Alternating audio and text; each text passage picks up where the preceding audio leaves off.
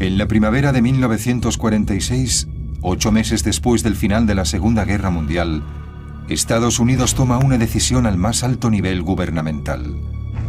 Envían al fondo del mar uno de los sistemas armamentísticos más avanzados de Japón para evitar que caiga en manos de la Unión Soviética. Yo estaba atónito. Cuando lo vi por el periscopio era un monstruo, se lo aseguro. En plena guerra, los científicos norteamericanos luchaban para desentrañar los misterios de la fuerza atómica, y los nazis desarrollaban misiles balísticos que dejaban caer explosivos sobre ciudades a cientos de kilómetros. Japón también construyó un arma secreta diseñada para bombardear las ciudades norteamericanas y obligar a que Estados Unidos se rindiera.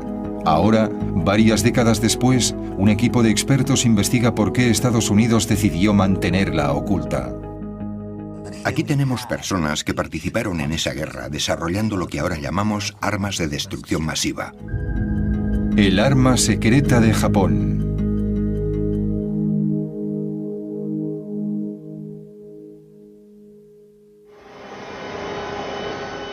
En las cercanías de la isla de Oahu, exploradores submarinistas de la Universidad de Hawái están preparándose para una inmersión maniobrando su submarino de investigación en aguas profundas.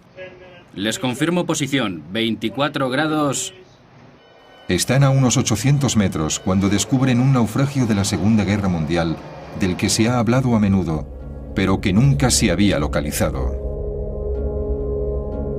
Un arma tan secreta que los norteamericanos no supieron de su existencia hasta el final de la guerra.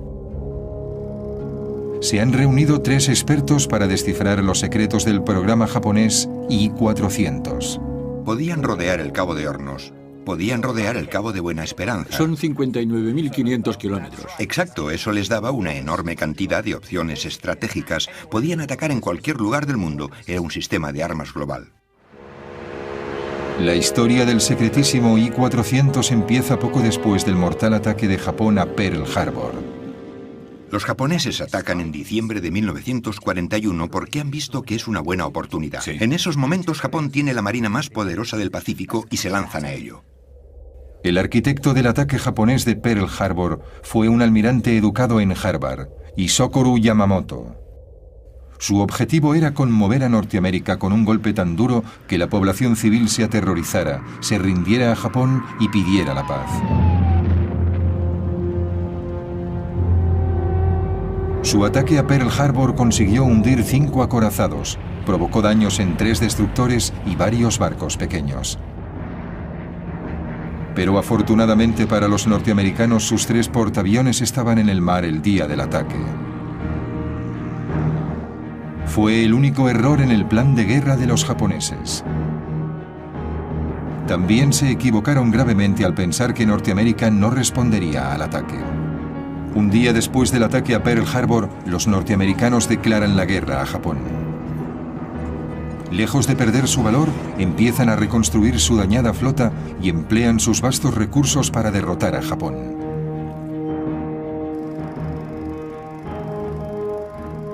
Si Japón quiere obligar a Estados Unidos a negociar, Yamamoto tiene que idear una forma de mantenerlos a la defensiva, desmoralizar a la población civil y hacer que la guerra sea demasiado costosa para que puedan luchar. Y tiene que hacerlo deprisa.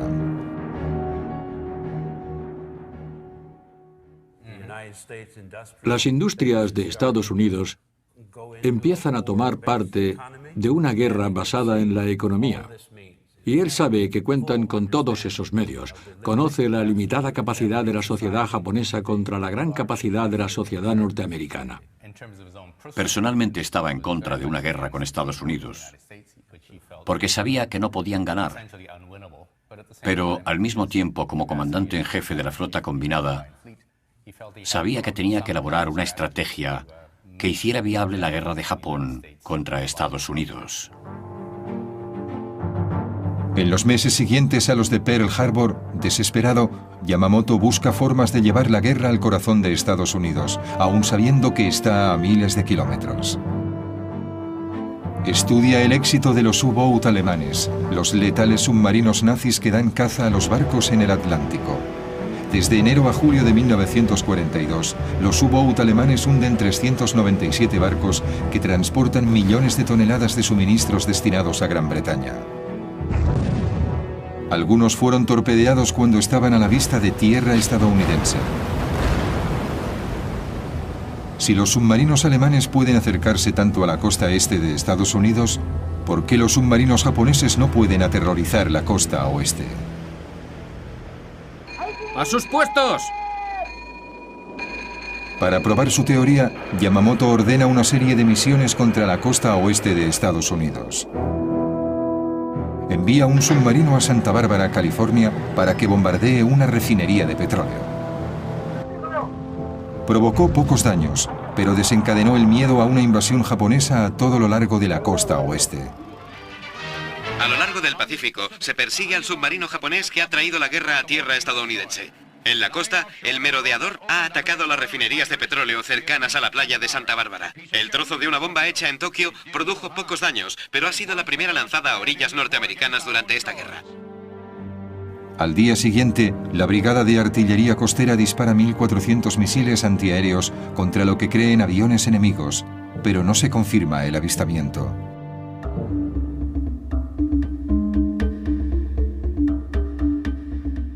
La exagerada reacción lleva a pensar a Yamamoto que una serie de ataques en suelo norteamericano puede tener un profundo impacto y tal vez impulse al pueblo a luchar. Pero para llevar a cabo este plan necesitará mucho más armamento del que puede contener un pequeño submarino. Lo ideal sería un portaaviones con una flotilla de bombarderos, pero Estados Unidos está en alerta máxima y un portaaviones no puede colarse en la costa oeste. Entonces a Yamamoto se le ocurre una idea que reescribirá las reglas de la guerra. Unirá el poder armamentístico de un portaaviones con el sigilo de un submarino y crea la superarma que necesitan los japoneses para cambiar el signo de la guerra.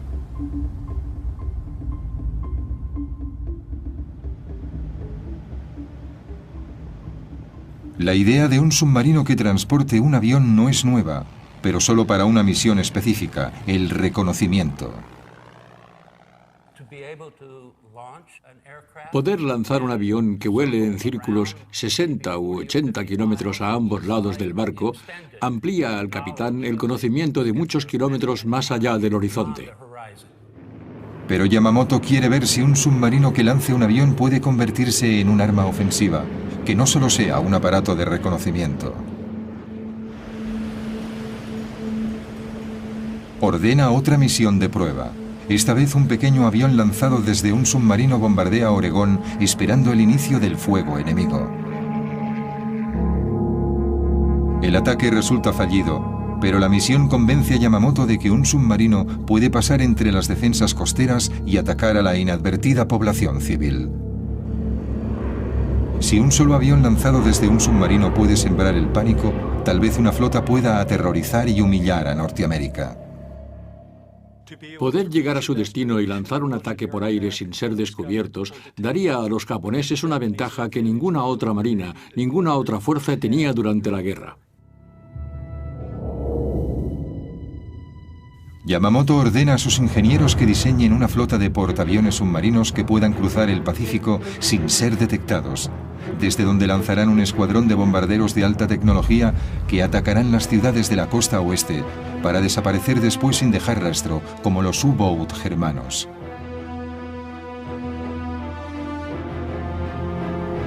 Pero Yamamoto espera más de este supersubmarino. Quiere que su nueva arma aterrorice y desestabilice Norteamérica, atacando Manhattan y posiblemente hasta la ciudad de Washington.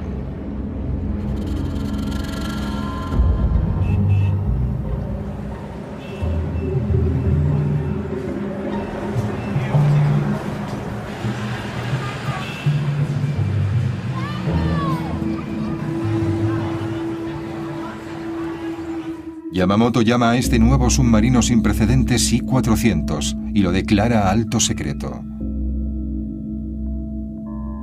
Ahora, los japoneses tienen que hallar la forma de construir esta superarma a tiempo para que afecte a la guerra.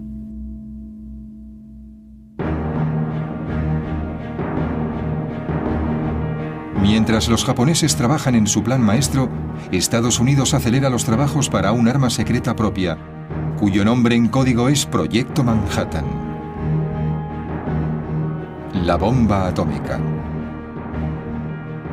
Robert Oppenheimer, profesor de física de la Universidad de California, está al frente de las investigaciones. Oppenheimer reúne a los mejores ingenieros y físicos de la nación para resolver el enorme desafío técnico que supone dividir el átomo y crear un arma de destrucción masiva.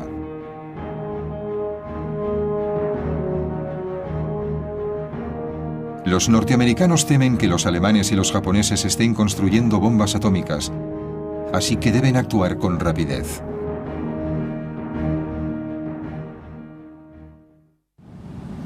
El submarino estándar de la época tiene forma de cigarro, con un casco cilíndrico de unos 100 metros de largo. Entonces nadie sabía si un submarino convencional podía soportar un pesado hangar y 3 aeroplanos en la cubierta. Cuando montemos esas piezas, tendremos la maqueta de un submarino que tiene las medidas a escala de un submarino 10 veces más largo que ancho. El doctor Harold Vincent, ingeniero oceánico de la Universidad de Rhode Island, construye un hangar a escala de la maqueta del submarino para ver qué ocurre. Este tubo representa el compartimiento estanco del hangar, los 3 aviones y las bombas que transportan.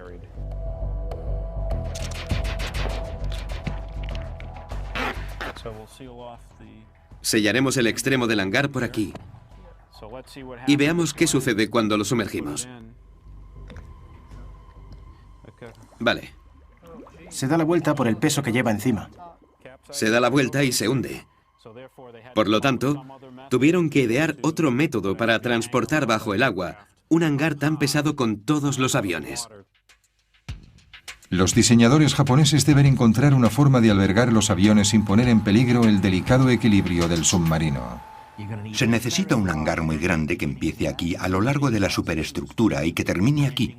Hay que trasladar aquí el área de navegación, a un lado del barco y en la parte de arriba, que es mucho más amplia. Aquí están los grandes aviones y como no es suficientemente grande se necesita una cubierta de vuelo mucho más larga y por lo tanto un submarino mucho más grande. Esto es una transformación de todo el concepto del submarino. La guerra en el Pacífico no va como esperaban. Yamamoto ataca la flota norteamericana en Midway, una base clave en el Pacífico. Su objetivo es hundir los portaaviones que no estaban en Pearl Harbor. Si lo consigue, cree que puede asegurarse el dominio en el Pacífico. Durante 3 días de duros enfrentamientos, los bombarderos norteamericanos hunden los 4 portaaviones de Yamamoto. Es una derrota devastadora para Japón. Con la flota de portaaviones diezmada, la necesidad de un arma escurridiza que pueda transportar aviones sin ser detectada es crítica. Pero primero debe resolver el desafío técnico de construir un submarino que no zozobre. Pásalo alrededor y veamos qué ocurre. Y dan con una solución innovadora. Vamos a intentarlo con este diseño de casco doble.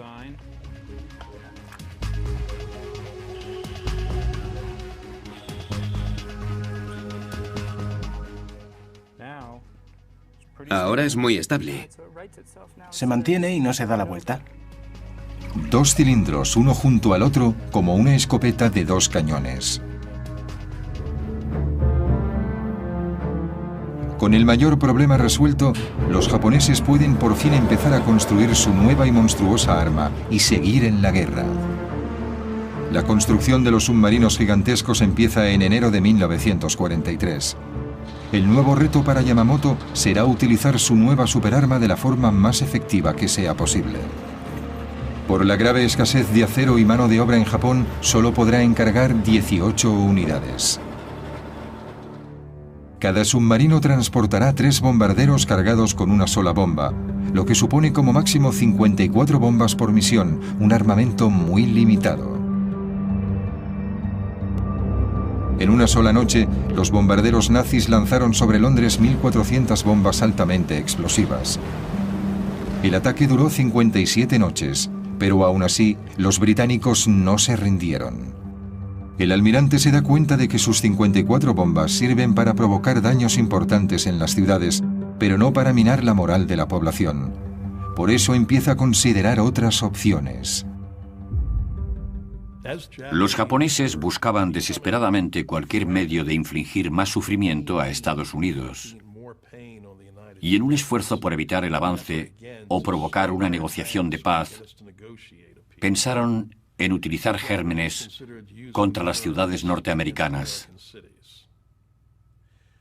Se discutió y era obvio que la forma de liberarlos era mediante un avión lanzado desde un submarino. Para optimizar la efectividad de esta pequeña flota, los japoneses buscan un tipo diferente de bomba, algo que pueda matar miles de personas en un solo ataque para rendir a Norteamérica.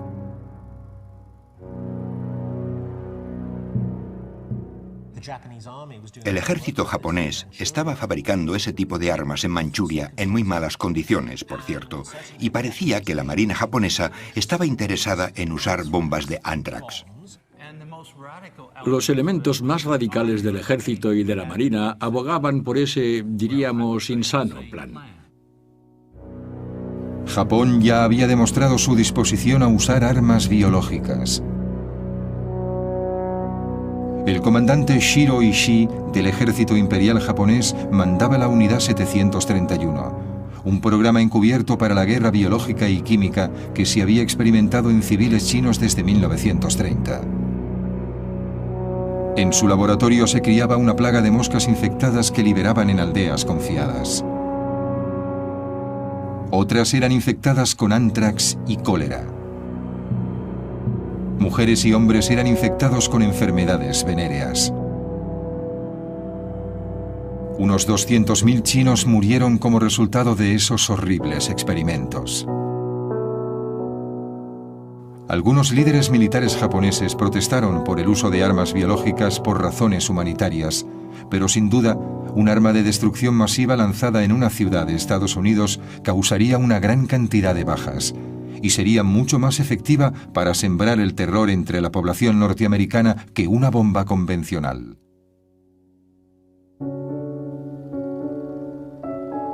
Enero de 1943.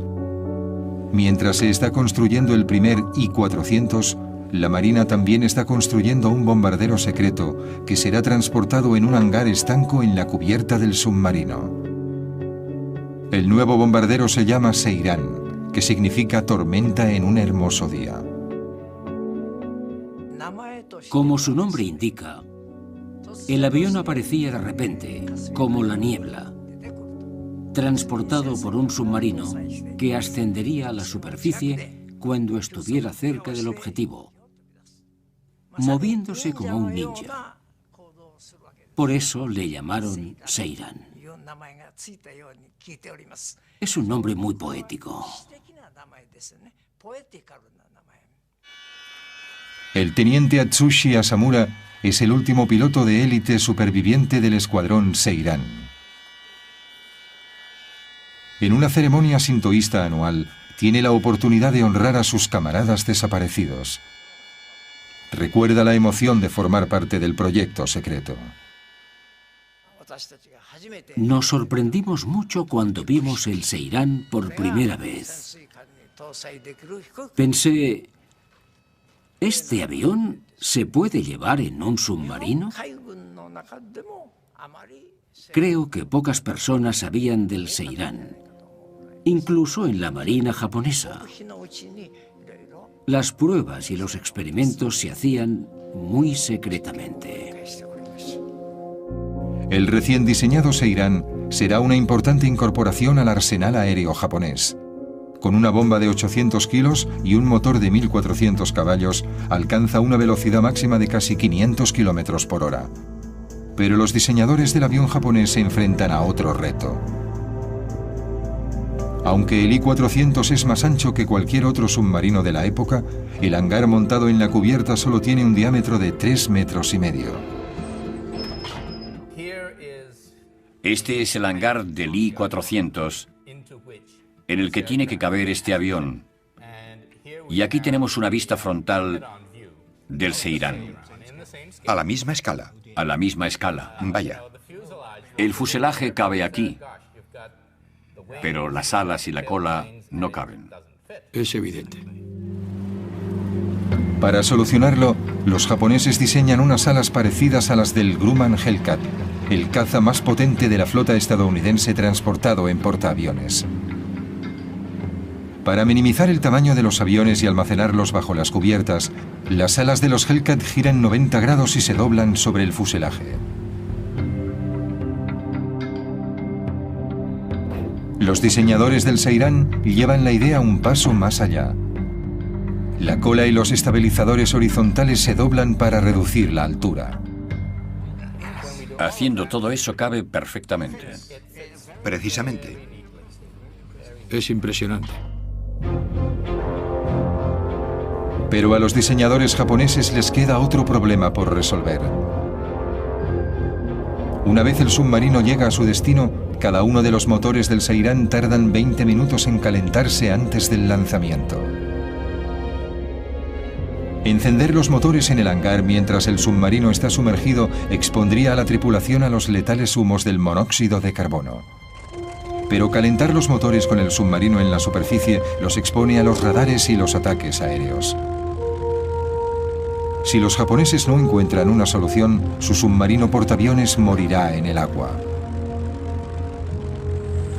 En un pequeño aeropuerto de Connecticut, Craig McBurney investiga los retos que presentaban los motores de alto rendimiento de los cazas durante la Segunda Guerra Mundial. Este es su proyecto, un extraño motor de 28 cilindros de un Corsair con base en un submarino de guerra de Estados Unidos. Es más grande que el motor del Seirán, pero comparten el mismo problema. Voy a ponerlo en marcha. En marcha. Va muy despacio. Apágalo. A veces el motor ni siquiera se pone en marcha. No me gusta el sonido que tiene. Lo intentan otra vez y el motor toma velocidad, pero necesita 20 minutos para calentarse totalmente. Para la tripulación japonesa del I-400, este tiempo de espera puede suponer un desastre. Ya veis lo espeso que es el aceite, y se debe a que no se ha calentado. Ya sabéis lo justas que son las tolerancias en el interior del motor de un avión, y hay una significativa diferencia si se bombea el aceite espeso y pesado a través del motor. Depende de la viscosidad del aceite frío del motor. Pero, ¿y si se precalienta el aceite? Este es el mismo aceite que se ha calentado en el precalentador. Es casi como agua. Hay una gran diferencia. Los ingenieros navales japoneses hallan una inteligente solución, un depósito aparte para calentar el aceite del motor. El aceite caliente está siempre a punto para bombearlo a los cilindros y las válvulas. Es la misma tecnología que McBurney usa en el motor del Corsair. Dentro de este contenedor tenemos el depósito principal de aceite que alimenta el motor. Y también hemos instalado un depósito con un calentador. ¿Encendido? En marcha. Así se pone en marcha inmediatamente. Perfecto.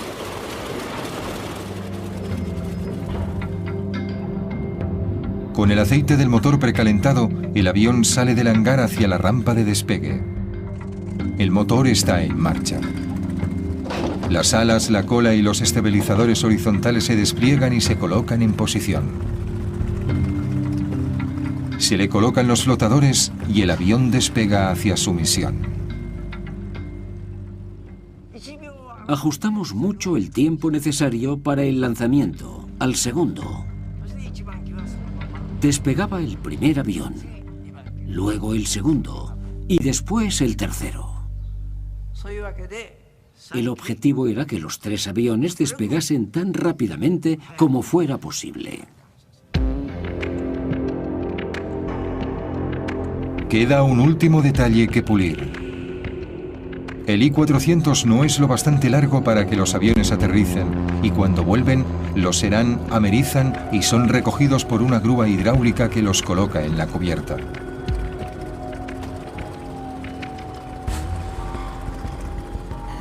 Resueltos los problemas de ingeniería, parece que el programa I-400 marcha a toda vela.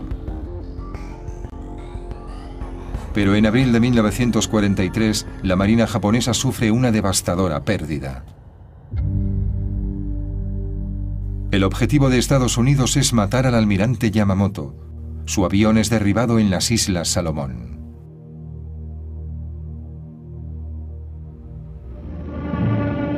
Con la desaparición del visionario creador del I-400, el programa queda en el atolladero. El pedido de 18 submarinos se rebaja a solo 9 unidades.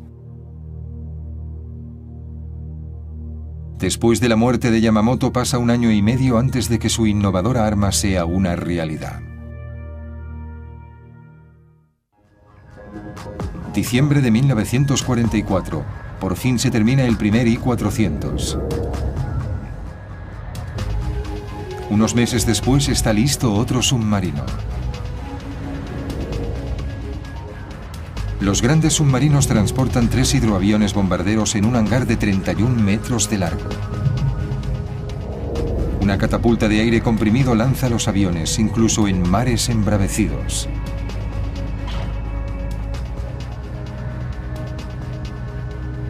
Con 121 metros de largo, el I-400 es el mayor submarino de los mares. Además, va fuertemente armado. En la cubierta de popa lleva un cañón de 140 milímetros, uno de los más grandes montados en un submarino. 4 cañones antiaéreos defienden el enorme barco de los ataques por aire. Y está armado con 8 tubos de torpedos situados en la proa. El hombre designado para liderar el programa I-400 es Tatsunosuke Arizumi. Estaba al mando del ataque submarino a Pearl Harbor. La tripulación ha sido escogida entre lo mejor de la Marina y es bien tratada. La moral de los hombres es alta, pero el alto mando japonés conoce la realidad. Estados Unidos domina en el Pacífico y Japón tiene que contraatacar con dureza. En marzo de 1945, el vicealmirante Jisaburo Osawa considera la idea de utilizar los Seirán para liberar armas biológicas en la costa oeste de Estados Unidos. Pero un mes después prevalece la sensatez. El general Yoshihiro Umezu, del ejército imperial, califica la guerra biológica de crimen contra la humanidad. Los japoneses buscan un objetivo diferente para su secretísimo I-400. El Canal de Panamá era crucial para el paso de las fuerzas navales al Océano Pacífico. Y por eso los japoneses querían atacarlo. Si Japón podía apoderarse del canal, evitaría el tráfico de barcos durante meses, y las fuerzas aliadas tendrían que seguir una ruta mucho más larga, rodeando el Cabo de Hornos. Los estrategas navales preparan la misión. El plan era algo así. Esta flotilla de 4 submarinos transportaría 10 aviones que podían recorrer una buena distancia desde Quebec. Sí, navegando por el Pacífico. Unos 13.000 kilómetros hasta llegar al punto de lanzamiento, en el Ecuador, más o menos por ahí. Luego emergerían y lanzarían sus 6 aviones lo más deprisa que pudiesen. Y para sorprender totalmente al enemigo, llegarían de distintas direcciones. Volarían sobre Colombia, girarían bruscamente y de repente. Y luego, tal vez, descenderían a un nivel bajo, enfilarían el canal y atacarían por el extremo norte a estas compuertas. La misión sería extremadamente peligrosa para la flota y la tripulación de los I-400. Los submarinos tenían que hacer el viaje hasta el Canal de Panamá por aguas enemigas. En el verano de 1945, el Pacífico era un lago norteamericano y eso suponía que era relativamente difícil que cualquier barco enemigo entrara en el área del Canal de Panamá. Aunque los submarinos llegaran sanos y salvos a su destino, las esclusas del Canal de Panamá estaban muy vigiladas y armadas con cañones antiaéreos. Una opción era bombardear desde una gran altitud, pero eso presentaba otros problemas. Las esclusas y los muros eran estructuras de hormigón reforzado con acero de 2 o 2,5 metros de espesor. Desde 4.000 metros de altura apenas habrían visto el canal. Las posibilidades de acertar un blanco como ese eran muy pocas. Con solo 6 aviones con una bomba cada uno no había margen de error. Se les ocurrió un plan radical para asegurar el éxito del ataque. En aquellos momentos, las misiones aéreas japonesas eran llevadas a cabo por los kamikaze, misiones solo de ida, y el plan era hacer lo mismo aquí. Dada la escasez de recursos en la época, Japón no tenía más alternativa que los kamikaze.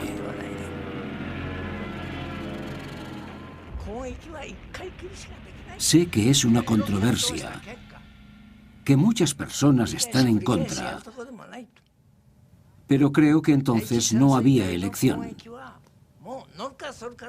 Sabíamos que probablemente no dieran en el blanco, incluso con varias bombas. Así que la única opción eran los kamikaze.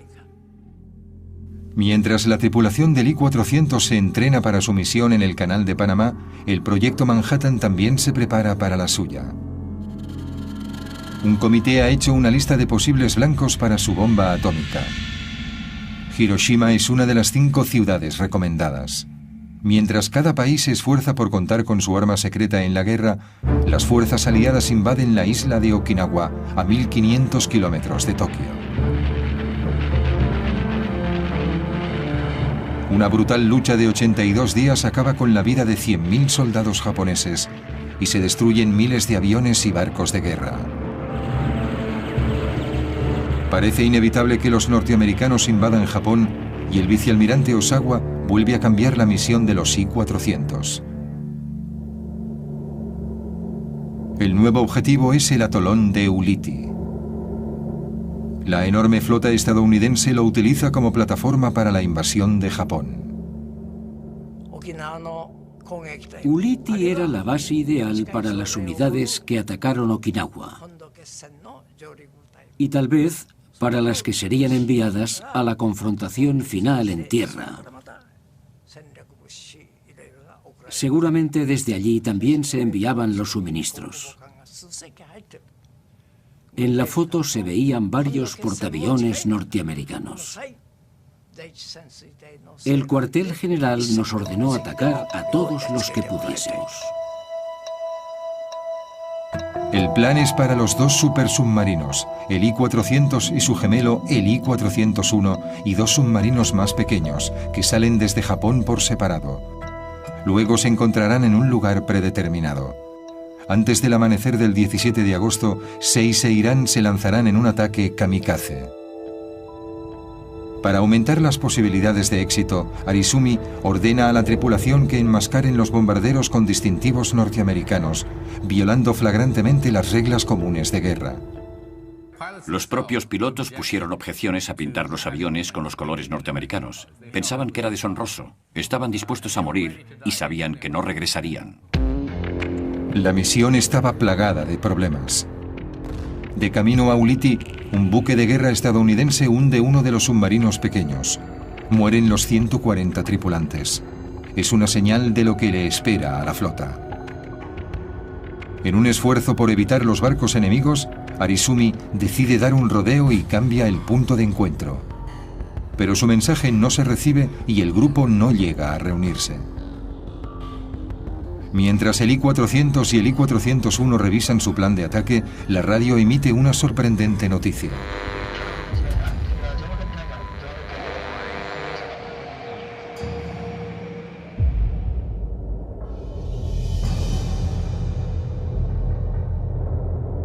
Estados Unidos ha derrotado a Japón con su arma secreta.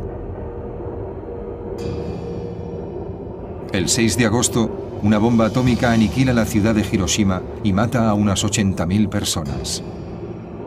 El 9 de agosto, una segunda bomba cae sobre Nagasaki. Provoca 40.000 muertes y deja la ciudad en ruinas. 6 días después, el 15 de agosto, Japón se rinde a Estados Unidos.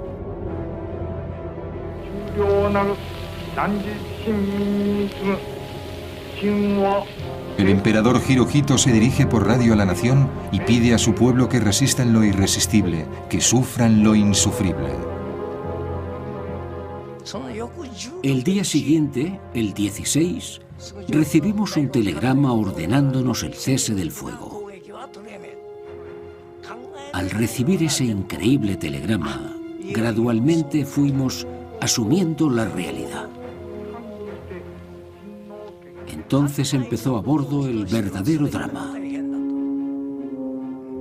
En aquella época, rendirse y seguir vivo no existía en la Marina Imperial japonesa. Los capitanes de los 2 submarinos I-400 deciden cambiar el curso y regresar a Japón. Nadie quiere rendir esos costosos barcos ni sufrir la humillación de ser capturado en aguas enemigas. Para proteger su secreto, Arizumi ordena a la tripulación de los 2 I-400 que hundan en el océano los Seiran con los distintivos norteamericanos. Los submarinos japoneses no son un peligro para la flota norteamericana. El 28 de agosto, 2 destructores estadounidenses divisan al I-400 a 300 kilómetros de las costas japonesas. El gigantesco submarino intenta escapar, pero se rinde sin luchar. Harry Arvidsson es uno de los primeros norteamericanos que aborda el I-400. Cuando nos acercamos al submarino y vi cómo era, pensé, es lo más grande que he visto en mi vida. Luego, el 29 de agosto, un submarino norteamericano, el USS Segundo, avista el I-401. Carlo Carlucci era furriel del submarino norteamericano. Eran las 2 o 3 de la madrugada, antes del amanecer. Y entonces lo detectaron en el radar. No sabían qué era hasta que estuvieron bastante cerca. Tsuji Oyata era un joven marinero del supersubmarino japonés. No queríamos rendir aquel magnífico barco a Estados Unidos. Pensamos que era una vergüenza que lo capturaran. Aunque la guerra ha terminado, los norteamericanos no saben cómo reaccionarán los japoneses. La situación era confusa. No sabías qué pasaría. No sabíamos si dispararían o no.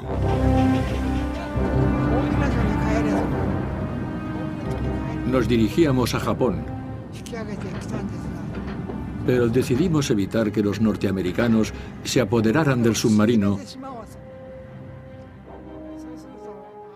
y hablamos de hundirlo cerca de la costa. Antes de que los japoneses pudieran llevar a cabo su plan, fallaron los motores del submarino.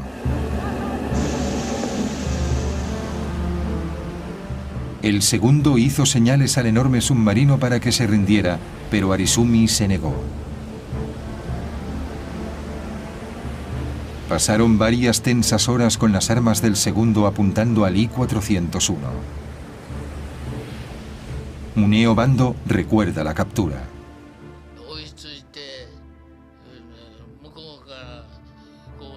Nos apuntaron con los cañones y nos ordenaron que enviásemos un oficial a su barco.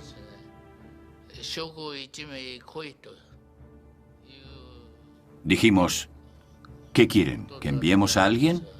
Envíennos a alguien.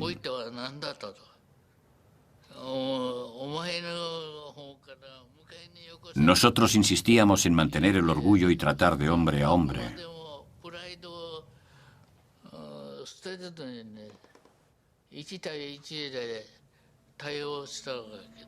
Bando habla algo de inglés y lo envían a negociar con los norteamericanos.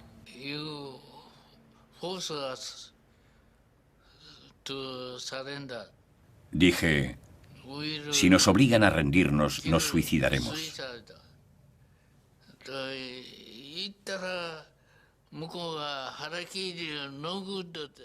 Me contestaron, el harakiri no es bueno. entendieron la palabra harakiri. Tokio ordena al I-401 que se rinda al segundo. Finalmente Arizumi asume lo inevitable y se iza la bandera negra, la señal internacional de rendición. Pero para el comandante Arizumi, la humillación de la derrota es demasiado grande. Fui a tomarme una taza de café y me senté un rato. Oí un fuerte bang. Se había suicidado. El capitán y yo entramos corriendo y vimos que se había quitado la vida. El capitán dijo, finalmente lo ha hecho.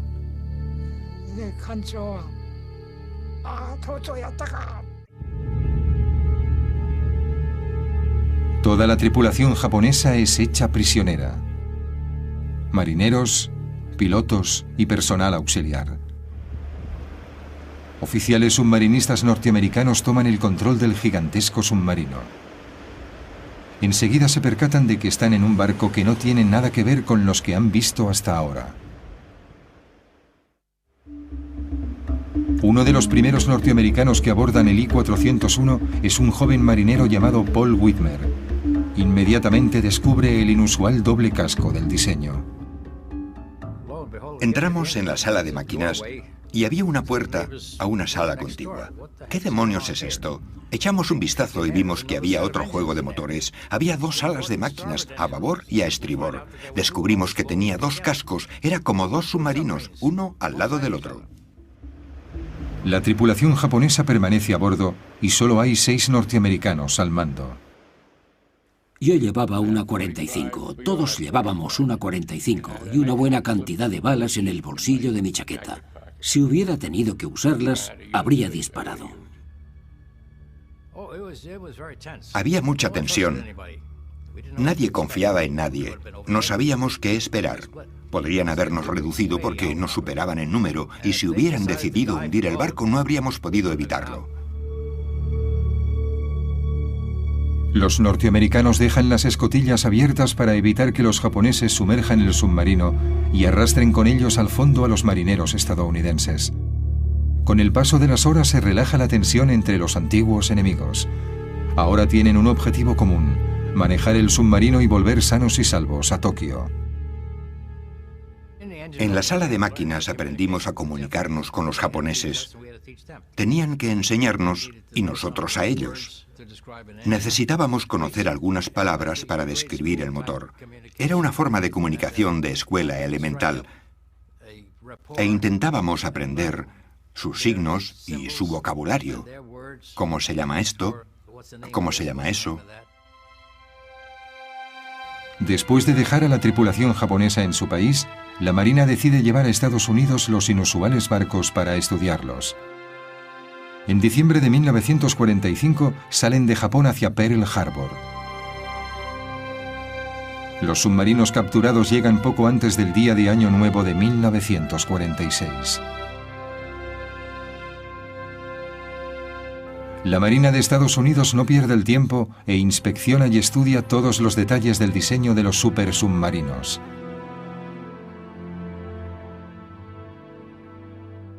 Pero en la primavera de 1946 se hace patente una nueva situación y los I-400 vuelven a ser secretos. Esta vez Estados Unidos los oculta a la Unión Soviética. Grandes submarinos portaaviones para ataques estratégicos a sus enemigos son exactamente lo que no quieres que tengan los rusos. No. Había estallado la Guerra Fría. Exacto. Empezaba así. El principio de la Guerra Fría. Antes de que los rusos envíen una delegación para inspeccionar los submarinos, la Marina de Estados Unidos toma una precipitada decisión.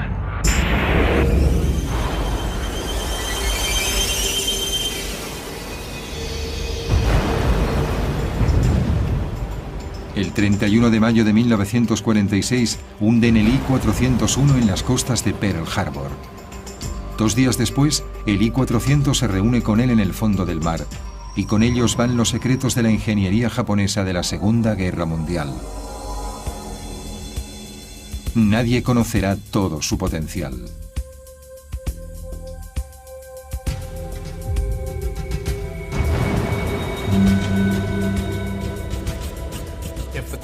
La pregunta es, ¿habría cambiado el I-400 el curso de la Segunda Guerra Mundial? Seguramente no. Yo creo que no. Exactamente. Habría empeorado las cosas en 1942, pero en 1945 no. Cierto. Japón se rindió por la superioridad aplastante del material de Estados Unidos. Estados Unidos se esforzó y deseaba desplegar esa fuerza arrolladora hasta vengarse del ataque a Pearl Harbor. Aunque las posibilidades de éxito eran escasas, no se puede discutir que los I-400 eran unas armas sorprendentes. Un triunfo de la tecnología que llegó demasiado tarde. Pero lo más importante es el precedente que sentaron para la lucha submarina en la Guerra Fría, al amanecer de la era atómica. En los años 50 hizo su aparición un nuevo tipo de submarino norteamericano con una gran semejanza con el supersubmarino japonés. La clase Regulus, con hangar sobre la cubierta para el lanzamiento de misiles en vez de aviones, abriendo el camino a los submarinos portamisiles que son el centro del moderno arsenal nuclear.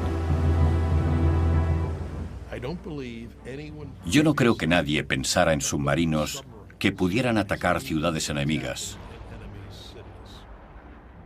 Y esa idea la vemos hoy en las armas nucleares primarias de Estados Unidos, Francia, Gran Bretaña e incluso de Rusia. Misiles con cabeza nuclear que pueden ser lanzados desde submarinos contra ciudades enemigas. Convirtiendo los submarinos en armas ofensivas contra la población civil, los I-400 cambiaron para siempre la forma de luchar en las guerras.